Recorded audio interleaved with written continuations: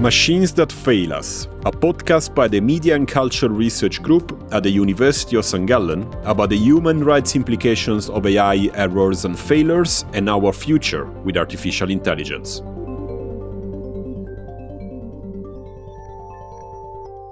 Welcome to the first episode of the second season of Machines That Fail Us. My name is Philip Di Salvo. I'm a researcher and a lecturer at the University of St. Gallen, a member of the Media and Culture Research team in the Institute for Media and Communications Management, and the host of this podcast. Welcome back to the show. With the first season of Machines That Fail Us, we aimed at answering one question. What are the implications of AI errors for society, and what do they tell us about our future with artificial intelligence? In the first season of the podcast, we discussed these issues with international experts from journalism, activism, entrepreneurship, and academia, looking at different fields of our society where AI and its errors are already having an impact. While discussing current issues in this area, we also try to imagine ways for building better and fairer futures with artificial intelligence. You can still listen to all the episodes on the University of St. Gallen website and all major audio and podcast platforms. Given the even more tangible presence of artificial intelligence in our world and lives, we decided to continue those conversations and to touch on even more areas of society that are being influenced by the rise of machine learning, generative AI, and their social impact. We will start this season by discussing how AI is playing a part in information disorder, mis and disinformation, and how generative AI has been used so far to launch influence campaigns. Are we all being deceived by false or misleading content created by machines? 2024 has been the year with the most elections worldwide. In what ways has disinformation created by AI influenced these democratic processes? And most importantly, has it really done so? For this episode, I'm extremely happy to be joined by Craig Silverman. Craig Silverman is an award-winning journalist and author and one of the world's leading experts on online disinformation, fake news, and digital investigations. He is now a reporter for ProPublica, covering voting, platforms, disinformation, and online manipulation.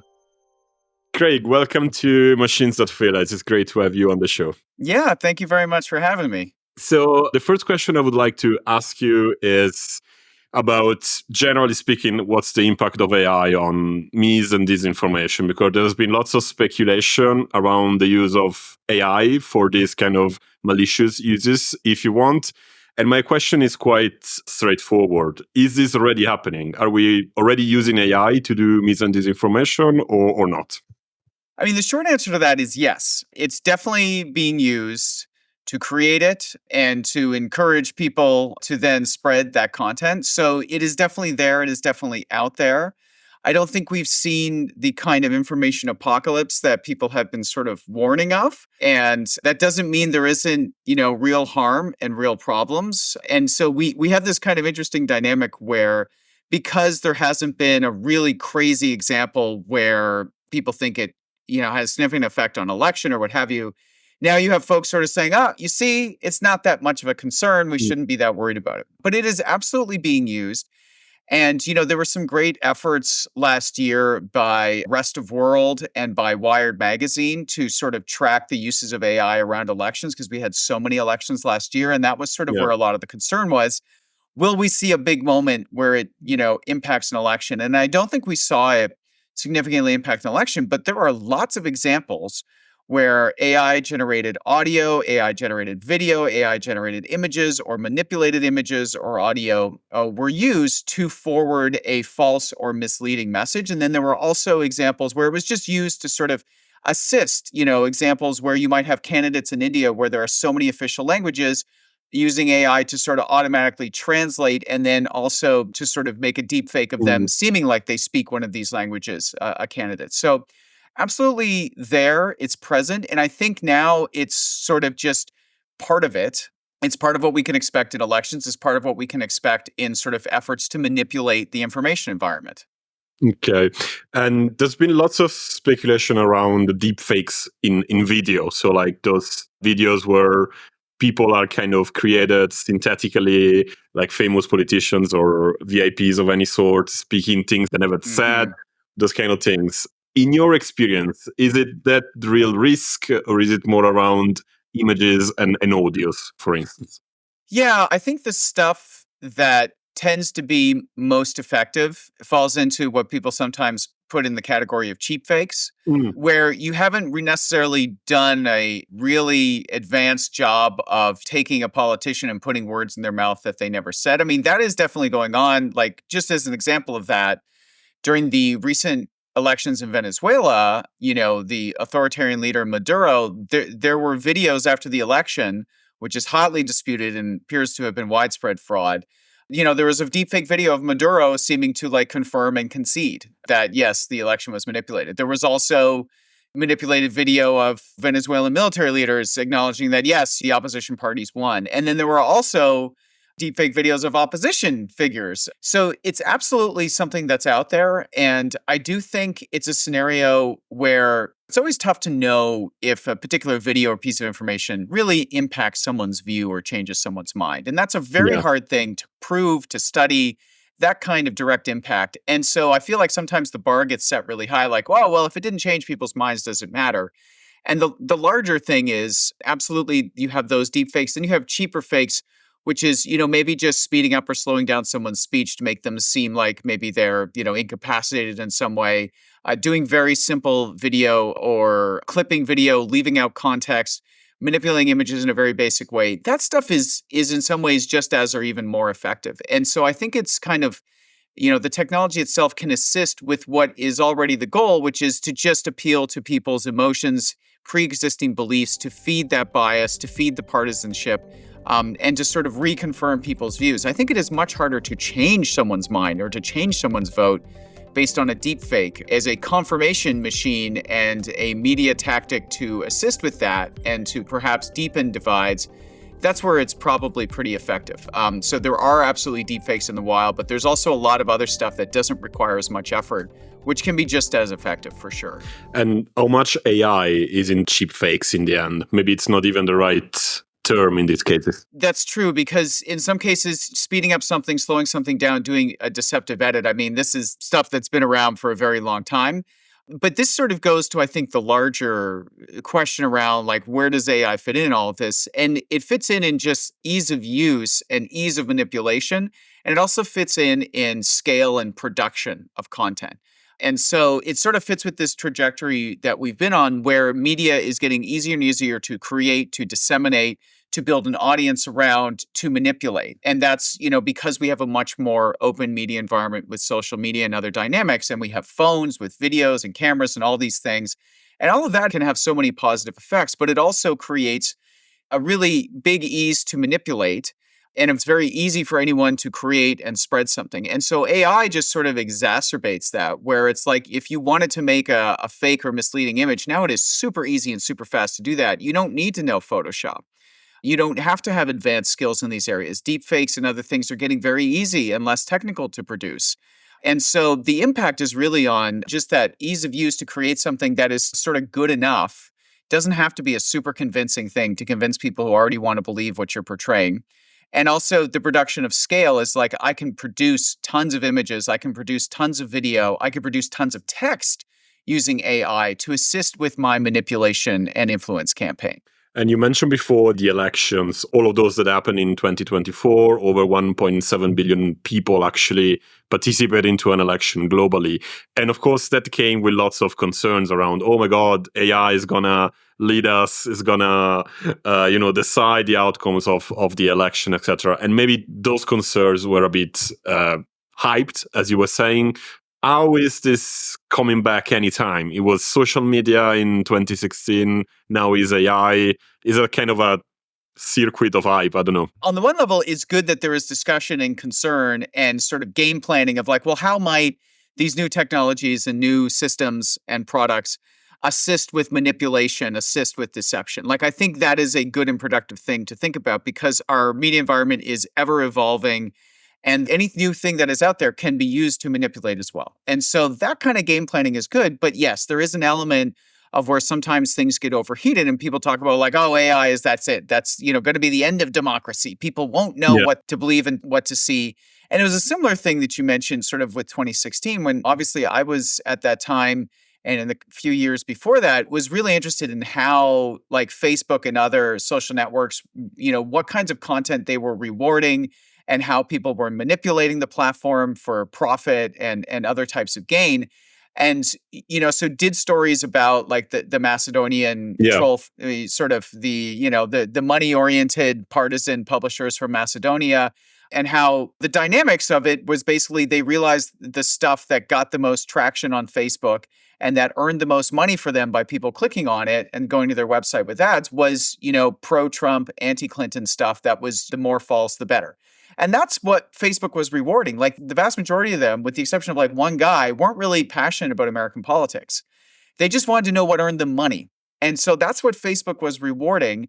And so, that reporting then when Trump wins, people are like, oh, it's the Macedonian teens and it's the fake news that got him elected. And, so for me, it was a weird experience to have my reporting used for something that I didn't support at all. Like, that's not the conclusion. You Yeah. can talk very realistically and in a serious way and make the point about the bad incentives and lack of oversight and new dynamics that these platforms and new types of media have brought on without having to go so far as to say, that's it, they decided the election. So yes, I think we saw a similar kind of thing happen with AI. And the difference was that in 2016, it was reactive. It was, oh, Trump won. This is crazy. What happened to make this crazy thing happen? And some people grabbed on to fake news. And then this time, people are more aware. And so we have sort of the lead up hype of, oh, AI is going to fundamentally change elections and democracy. And so I think it's good to be thinking about it and good to be warning about it and tracking it. But it's true, we could maybe calibrate some of the warnings a bit more, because then you get the other extreme reaction, which is, see, they were wrong again. AI means nothing. No, I mean, it is a very important new tool and dynamic being used for manipulation, but also being used in other productive ways as well. And we need to be looking at that and paying attention to it. And of course, also the US had their own presidential elections in 2024. We know the outcome of that. Did AI appear somehow in the information disorder around the elections in the US? Is there any kind of notable example of attempt to fade the public through AI, for instance? Yeah, I mean, I'll point to two examples. So one, there was use of AI for audio. So back during like the primaries, there were robocalls, so automated phone calls that went to voters in New Hampshire in the United States in advance of the primary. Somebody cloned President Biden's voice and sent out these calls, telling them not to vote, which would have, depressed potentially his turnout and helped. He did have a challenger at that time. And so it turned out there was a political consultant who had paid someone to clone Biden's voice, produce this message, and then they paid to get the robocalls. And they've been caught and they were fined. I believe it was $6 million. And that was a pretty interesting, probably the most interesting example of sort of deepfake stuff to try and influence the election. And it happened before the general election. And then, the other thing, which is a story that I worked on, which is we found like tens of millions of dollars, more than $20 million worth of ads that have been purchased on Facebook, Instagram by people not necessarily looking to sort of influence politics, but to make money. And so we found huge amounts of ads that were using deepfakes of Trump's voice, and in some cases, deepfake video to have his voice cloned and then match it. They were cloning Trump. They were cloning Eric Trump. They were using a clone of Melania's voice and other people to basically try and sell really what appears to be low quality Trump merchandise. So they were targeting Trump supporters. They weren't trying to change anybody's minds, but they were basically taking real video, interspersing that with deepfaked audio and in some cases video to have Trump saying like, oh, I've got this new coin and you really need to buy it and this is the way to support me. But also some of the scripts that they used did sort of push really divisive messaging. They talked about immigrants, they talked about migrants. And so they were not about political messaging to help Trump win the election. They were not about trying to change an outcome. They were seizing upon people's political beliefs and the perception of Trump among his supporters to try and make money. And so in some cases, there was AI generated images pushing what turned out to be scam healthcare offers and other things as well. And so people often think in terms of elections and like voting, but the reality is like a lot of the big impact from AI technology has actually been around scams and harassment and things like that. And that's where arguably some of the most biggest harm has taken place, which is using AI to clone people's voices and call up relatives and say, I'm in jail, I need you to help me and send money. In some cases, there have been reports, and I haven't seen the official confirmation myself, where even police officers in local parts of the United States had their voices cloned in order to call people and say, hey, you missed jury duty, you've got a fine out for you. And so I think sometimes we get very focused on politics when it's, AI generated sexual abuse material or Yeah. scams or fraud that's actually probably the worst stuff that's going on right now. Yeah, most definitely was deepfake videos. I mean, there were reports that the vast majority of all the content produced that way, or the synthetic content produced that way, is actually sexual harassment. Yes. But the audio fake that you mentioned, that's quite interesting, because I think those are really underrated in the level of concerns that we have. But I ran an experiment with my students a few months ago, trying to spot whether fake audios of either Trump and Harris were actually effective in kind of be credible to us. And, me, journalist professor, and my students, master students, sometimes also got it wrong. So how to potentially respond to this kind of audio fakes? What's the audience in the audience ends to potentially respond and be prepared? I don't know. Yeah, no, I think audio fakes are actually in some ways the most concerning because it's just audio. You have a lot less to work with from my perspective as someone trying to figure out whether it's real or not. In general, AI detection tools, the advice I give, students and journalists and trainings is, maybe this can be a helpful indicator, but you can never trust it 100%. Not all of these detection tools have been trained on all the models. You can't be guaranteed that they actually are equipped to detect what you're looking at. And it's even more, there's far more detection tools around video, I think, than there are audio, although there are ones sort of coming out into the market. So audio, I think, is the biggest challenge. And it's also because you don't have these other cues of like, oh, does the audio match the video? And, are their lips moving weird? Is there stuff in the background that doesn't make sense? There's far less material to actually dig into from a verification perspective, whether on a professional basis or just as a casual viewer, than the cues that people might pick up on naturally for a deep faked video or for an image. And so I think audio presents really unique and specific challenges because sometimes we're used to hearing voices in a poor quality recording. And so sometimes just like a good enough kind of audio thing might be convincing for enough people. So yes, I think audio is really tricky and in some ways the most concerning one. And it's funny because it is one of the ones that, thinking of case studies, like years ago, there was an audio file, and I forget the exact circumstances, but one that really went viral in Brazil.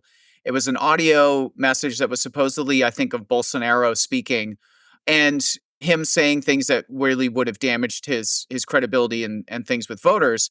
And there's a case study of this in the most recent edition of the Verification Handbook written by some of the fact checkers in Brazil who tried to nail it down. And they went through a process of course, like trying to get comment from Bolsonaro and his people, but also trying to track down the origin of it. They took it to forensic audio experts at a university in Brazil. And it was a really, really hard thing for them to be able to track down and to have any kind of certainty about. And so that is, I think, a very tricky thing about audio that still exists to this day. Yeah. And one obvious question is, who's behind this AI-powered disinformation or misinformation campaigns, in your experience? Is it really like the foreign governments, as we usually, the famous Russian hackers 2.0 with AI, or is it kind of smaller in scale overall? I think it's in some ways it's kind of all of the above. We've certainly seen like Russian information operations incorporate AI elements into what they're doing. And it could be as simple as AI generated headshots for fake social media accounts to all the way to sort of more deep fake videos and clips and things like that. Then there's also individual people who are just kind of having fun with these tools and messing around with it and might be passionate about one topic or one candidate and deciding to use it. And so I think it's just, as always, that element of attribution and understanding who's behind something and their exact motivation, you sometimes get left in an unsatisfying spot in the digital environment. And sometimes we can get to a very, very high level of confidence and attribution. But a lot of times it's just like, well, this thing is out there and it's being shared. And, It seems to have early been shared on this platform, but we don't know who created it. We don't know Yeah. why this originally started. And so, that sort of lack of attribution and the traceability of it, just sort of things at a certain point they get out there in the ether, and so many people start interacting with it and seeing it that it sort of feels like it's there and it's a real thing for some people in some cases. So it's tricky, but I do think, and in some cases, you also see the campaigns themselves using AI generated images of their own candidates and their own, like Trump shared some of his own AI generated images of him and other people. You definitely saw the BJP India using AI to assist with things like, videos in different languages. And you see candidates in other places like in Indonesia where like helping sort of rebrand and put leaders in a sort of more warm and fuzzy place. So the use of it is, I think, really across the board. And it's not just for manipulation, but it's also to sort of like for branding and campaigning as well. Yeah, Trump and the little animals, for instance. Yes, those kind of things. Yeah. Taking people who have a very harsh persona and making, warm, fuzzy, or funny memes of them is like definitely something I think we saw over the last year. Yeah. And it creates kind of easily shareable stuff. And so that sort of AI slop element of taking someone and putting them in a completely different context really easily, even though some people might wonder whether it's real, but that's not the point. The point is like the message and the mood and the sort of meme being conveyed by it. And I have one question about journalism and the kind of investigations you do now with ProPublica is really targeting these campaigns, unmasking them, seeing who's behind them, what's at the tactics. And what's your comment on this kind of journalism? How do you position it in the contemporary investigative field, for instance? The things that I've really been trying to do now for, I guess, roughly around 10 years or so is that I think the average journalist still does not have the basic sort of digital investigative and digital verification skills that they should. It is not widely taught and widely known. I do a lot of workshops for newsrooms, and I'm still surprised the extent to which the average journalist is not familiar with things like reverse image search. Whereas I teach a university course here in Canada, and usually around half of my students have used reverse image search. Now, maybe they've used it Google Lens to like look at a piece of clothing they're interested in, but that's cool. Fine. At least they understand, they're using it. And so it's easy to shift their use and their thinking of it. Yeah. And so I think this work of sort of digital investigative work and incorporating that into journalism overall, we still have a lot of work to do. And for me, that accountability lens of like trying to figure out who is behind something, I've always felt that that's important because, again, you want to be able to show and have some sense of accountability. And maybe it helps with deterrence as well of if someone has created and spread something that is, truly malicious, truly damaging, scamming people, what have you. They are typically doing their best to hide their identity and to be able to keep doing it and to not be accountable for it. And so I think it's important to try to have that approach. And overall, like these digital skills now can be helpful for not just a sort of like disinformation oriented or digital oriented investigation, but anytime you are dealing with trying to figure out people or companies or entities involved in something, there's often some type of digital trail there. And if you're not able to dig into that and understand what might be available to you, then you're potentially missing out on some really important information or the things that might actually lead you to the real person or the real entity behind something. For me, it's like I often try to just fold it into overall responsibility as a journalist and investigative work. People too often, I think, sort of put this in and say, oh, well, that's stuff for disinformation reporters. But my view is that there are fundamental skills that every journalist needs to have. And I don't think we've been doing a great job of getting these spread as far as they need to be. Craig, I have one last question for you because we are recording this a few days after Mark Zuckerberg announced profound changes in how meta platforms are responding to content moderation and mis and disinformation. And of course, in my view, it's going to be bad and it's going to be worse than how it is. And I wonder, how do you see that, especially in light of the kind of AI-powered content we discussed today? Yeah, so it was in some ways a very surprising announcement to me, and in some ways not surprising. So, I mean, the gist of it, like the core thing is Zuck has said, we're getting rid of the fact-checking partners we have in the US. We're going to move towards a community notes model like X has. And also they're getting rid of and rolling back, changing some policies that they had that sort of restricted, like you can now refer to a trans person or a gay person as it. You can now, sort of criticize their right to exist or what have you. So they've rolled back some policies, but also they're rolling back some of their automated content systems that might have removed or flagged posts. And so in that sense, it is a very significant change. I see it as really, in some ways, it's kind of a rollback to late 2016 of what Facebook was doing, which was Yeah. very little oversight in these areas. They didn't announce partnerships with fact checkers until late 2016. So there's that part of it. But the other part that to me in some ways wasn't super surprising. But the part that I found really surprising is like the way and the tone and the actual content of the announcement, where there's lots of ways that Meta could have framed it. They could have said, we want to try a different approach. We feel like, the fact-checking approach isn't what we want to be doing, etc. They could have framed it in a lot of ways, but actually they really went to the extent where Mark Zuckerberg basically parroted a line that I have not seen any evidence to back this up, that, the fact checkers in the US are too biased. They're too politically biased, which Meta has more data than anyone else to be able to judge whether they are or not. Meta has provided zero data, zero backing for that. This is repeating a line that has been out there that is usually just used as a political attack, and basically threw them under the bus and framed it as a free speech thing. And the thing that Meta is not acknowledging here is, number one, they have the data to actually prove whether there's been issues in bias. They've never shared that. I'm not aware of any of that data of showing bias existing. The second thing is that the fact checkers themselves were hired by Meta to review content on Meta's platform and to, determine, fact check it, and then send the results of that fact checking to Meta. They had absolutely zero control over Meta's product, use of their fact checks, displaying of them. Meta chose, and that's the other thing, is Zuck framed this as censorship. He said, well, the fact checking stuff was used to censor. And that was Meta's choice. And for 8 years, they have said it is not censorship. We are labeling content. We are reducing the spread of false content. We are not censoring. We are not removing it. We are not preventing people from seeing it. We are just providing contextual information. That is what Meta has said for 8 years. And now Mark Zuckerberg is basically saying, no, for 8 years, I guess apparently we've been lying or we've been wrong. So it's shocking to me the way that they chose to say it, because I don't know that there's any going back on this. They've basically kind of gone full MAGA on it and have thrown the US fact checkers under the bus, said they're biased, said this was censorship, when Meta was the one who chose how to use the fact checks. Meta was the one who could see whether there was political bias.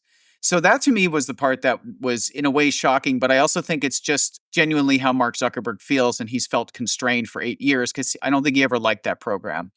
And so beyond that, I mean, I do feel like, to me, my thought over the last couple of days has just been, it's going to be a great boom time for viral hoaxes again in the US. It's going to be a great boom time for false claims.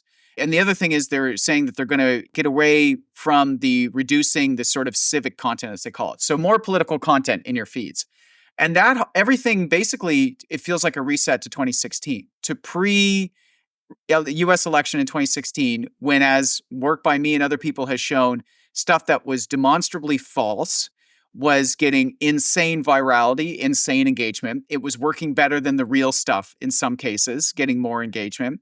And without that layer of oversight and, the deterrence of the fact checkers, I think there's nothing to stop people in the US, but also from outside of the US, targeting people in the US with tons of viral hoaxes and fakes. And so I just don't see how, especially in the short term, this isn't anything other than a deterioration of sort of the quality of information on Meta. But the last thing I'll say is I think crowdsourced fact checking should be part of the mix. And I think a lot of journalists would say, Community Notes has great potential, but you can't just turn it on. Like, you have to build a community and put resources into this and build it up over years. So to remove the fact checkers basically in 2 months' time and to say you're doing Community Notes, there's no way that program is going to be at any kind of level to actually serve people at the level it could. I hope that in the coming years it's grown because Meta invests in it in a big way. That would be great. But the short term here is going to be, I think, pretty bad. Craig, that was my last question. Thanks a lot for your time. It was great to have you here on Machines That Fail Us. Yes, thank you for having me.